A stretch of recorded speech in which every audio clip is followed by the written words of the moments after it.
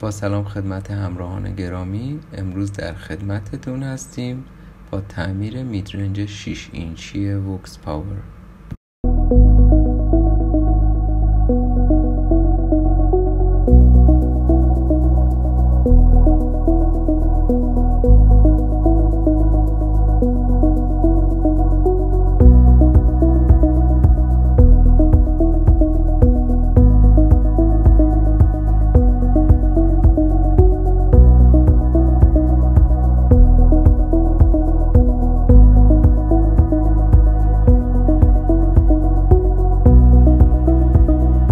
توی مرحله اول با بنزین میایم تمام چسب اطراف اسپیکر رو پاک میکنیم. حالا این با خودتونه، میتونید از اول کار با یه تیزبر کلن بزنین و قلقم کنین اسپیکر رو.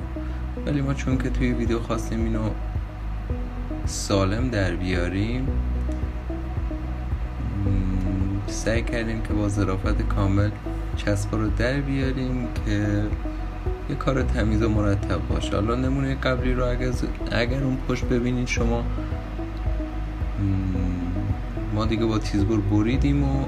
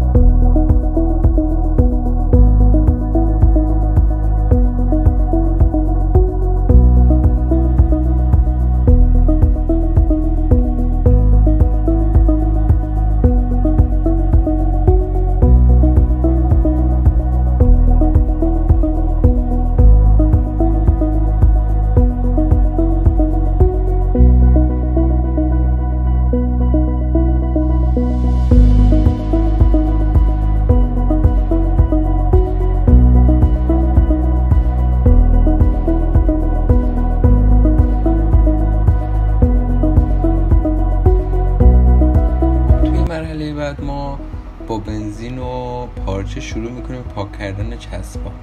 فقط دقت کنین قبل از این کار شما یه چسب دور محل سیمپیچ بزنین که این تیک آشغالا پایین نره. حالا ما وسط کار این کارو کردیم و اینکه با یه چسب و نوار رادیولوژی میتونیم آشغالای داخل این محل سیمپیچ رو در بیاریم. حالا اگه از قبل آشغال چیزی بوده اون داخل، برای بهتر شدن کار میتونیم بعد از این مرحله اگه پمپ باد دارین یه باد داخلش بگیریم که برای اطمینان کار. حالا من این کار رو کردم ولی فیلمش رو نگرفتم.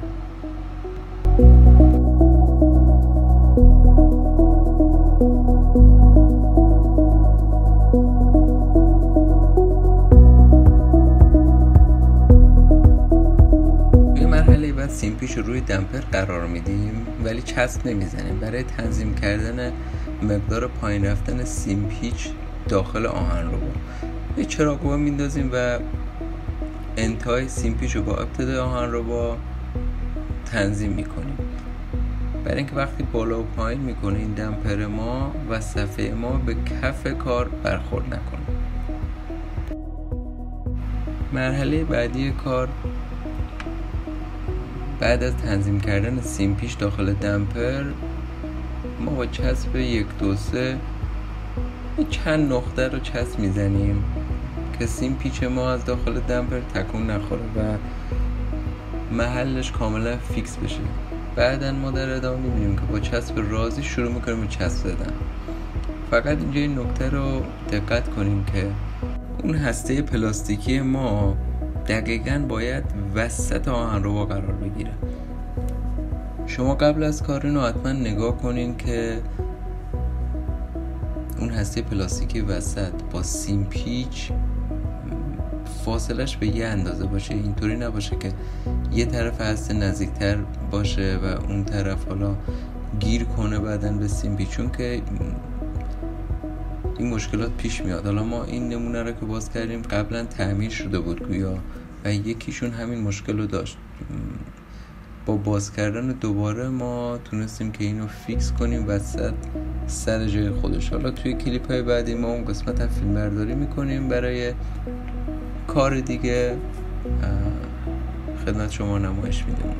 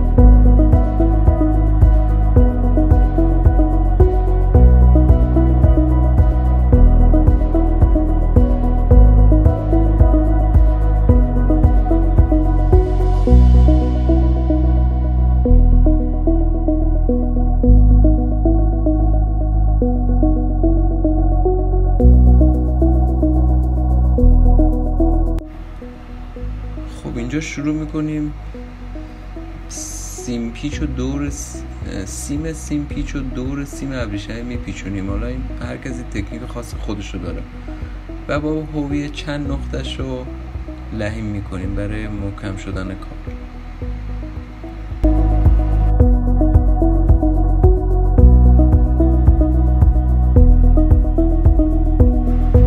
خب توی این مرحله ما شروع میکنیم با چسب رازی سیم پیچ رو به دمپر میچسبونیم.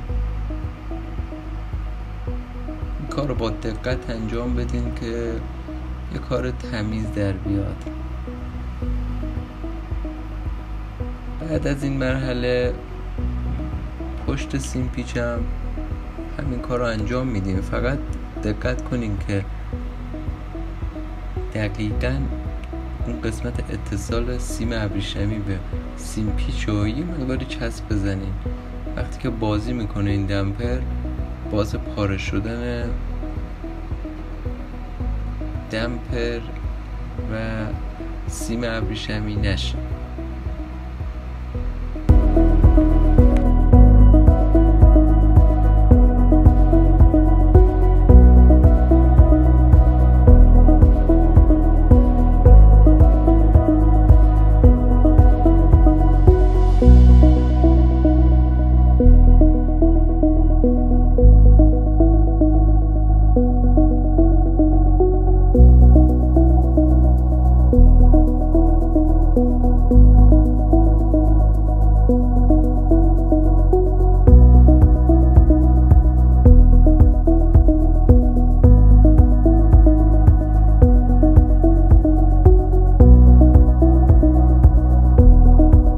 فقط یه نکته رو خدمتتون عرض کنم.